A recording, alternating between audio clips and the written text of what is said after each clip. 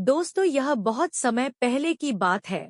उत्तर प्रदेश के एक छोटे से गांव में एक आदमी था। उसकी एक पत्नी और एक छोटी सी बच्ची थी। जब वह बच्ची 5 वर्ष की हुई तो उसकी माँ की मृत्यु हो गई।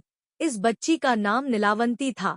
नीलावंती की माँ की मृत्यु के पश्चात नीलावंती के पिता ने उस गांव को छोड़ दिया और नीलावंती को लेकर दूसरे गांव में चले गए।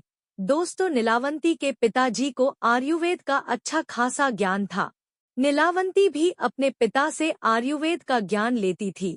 नीलावंती के अंदर एक खासियत थी कि वह पेड़ पौधों, जानवरों, पशु पक्षियों सब की भाषा समझती थी। यही नहीं, नीलावंती के स्वप्न में शैतान भी आते थे और नीलावंती को जमीन के नीचे गड़े हुए धन दौलत के बारे में जानकारी देते थे। लेकिन नीलावंती के अंदर उसके पिताजी के अच्छे संस्कार थे, इसीलिए वह सब कुछ जानते हुए भी धन दौलत जमीन के नीचे से खोदकर नहीं निकालती थी। नीलावंती को पेड़ पौधे और शैतान जो भी मंत्र बताते थे वह पीपल के पत्ते से बनी किताब पर लिख लेती थी। जब नीलावंती 20 से 22 वर्ष की हो गई तब जो भूत प्रेत नीलावंती के स्वप्न में आते थे वो हकीकत में सामने आने लगे। कुछ समय बाद नीलावंती को पता चलता है कि वो एक श्रापित यक्षिणी है, जो कि एक श्राप की वजह से इस दुनिया से बाहर नहीं निकल पा रही है। उसे अपनी दुनिया में जाना था। यह सब बात वह अपने पिताजी को बताती है।